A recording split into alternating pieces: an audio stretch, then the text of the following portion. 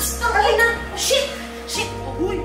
Mainit ang naging pag-aaway ng magkapatid na sina Papi Galang at Paye sa inilabas na video ng Toro family sa kanilang reality vlog na pinamagatang Sibling. Nagpang-abot ang init ng ulo ng dalawang magkapatid nang inutusan silang maglinis ng bahay ni Tony Fowler. Ayon kay Papi ay nairita siya nang marinig ang kalabog ng cellphone ni Paye na nahuhulog sa bulsa nito ng paulit-ulit, lalo na at bagong bili pa lamang ang kanyang cellphone. Pinagsabihan ni Papi si Paye na ingatan ang mga bagay na ibinibigay sa kanya. Ayon naman kay Paye ay sadyang maiksi ang bulsa ng kanyang suot na short kung kaya nangyari ang nakailang beses na pagkahulog ng kanyang cellphone. Nagkasagutan ang magkapatid at umabot na sa sabunutan. Kaagad naman na pinuntahan ni Tony at Mama Mari ang dalawa nang marinig nilang nagtatalo ang mga ito. Sa loobin naman ni Paye ay hindi siya kailangang saktan ng kanyang ate. Ilang beses na raw na ganyan ang ate niya na pinagtataasan siya ng boses at kakausapin siyang galit. Naiinis na rin daw siya sa paulit-ulit na mga sinasabi ng ate niya sa kanya. Pinayuhan naman ni Tony at Mama Marie si Paye na bilang nakababatang kapatid ay siya ang makipag-usap sa kanyang ate nang sa gayon ay maayos na ang hindi pagkakaintindihan dahil sa ang babaw ng rason ng kanilang pag-aaway. Saad ni Tony ay magpakumbaba si Paye at kausapin ng maayos ang kapatid.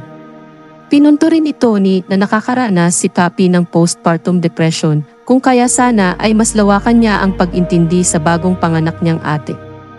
Ngunit nang lumapit na si Paye sa kay Papi ay galit na galit pa rin ito at kaagad na tinadyakan ang kapatid. Dito na inilabas ng dalawa ang sama ng loob nila sa isa't isa. Ani Paye ay naiinggit sa kanya ang kanyang ate dahil sa maaga itong nagbuntis at hindi nakuha ang kanyang mga gusto noong dalaga pa ito na kanya ngayong natatamasa.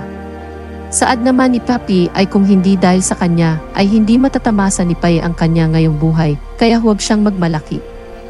Paulit-ulit namang sinasabi ni Paye na pwede naman siyang kausapin ng maayos at huwag lang siyang saktan ng kanyang ate.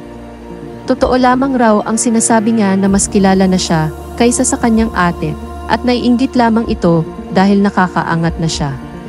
Sa sinabi raw ng kanyang ate na lumaki na ang kanyang ulo, hindi raw niya kasalanan na nakukuha niya ang kanyang gusto. At hindi ito nakuha ng kanyang ate ng dalaga pa siya dahil sa maaga itong nagkaroon ng anak. Para naman kay Papi ay kailangan niyang gawin ito sa kapatid dahil sa sumasagot na ito sa kanya na parang nais ipakita na kaya na niya ang kanyang sarili. Dahil sa ganitong mga eksena ng magkapatid, kaya saad ni Tony Fowler ay ito ang rason kung bakit pinaghihiwalay niya ang magkapatid. Pinapagtrabaho niya si Paye sa FAB upang maiwasan ang ganitong mga pangyayari. Ayaw tanggapin ni Paye ang rason na bagong kapapanganak pa lamang ng kanyang ate kaya kailangan nito ng pangunawa. Para naman kay Papi ay kailangan nagabayan niya ang kanyang kapatid dahil sa nawalay ito sa kanya at ngayon lamang nakabalik kung kaya ay kailangan na mayroong gumagabay kay Paye.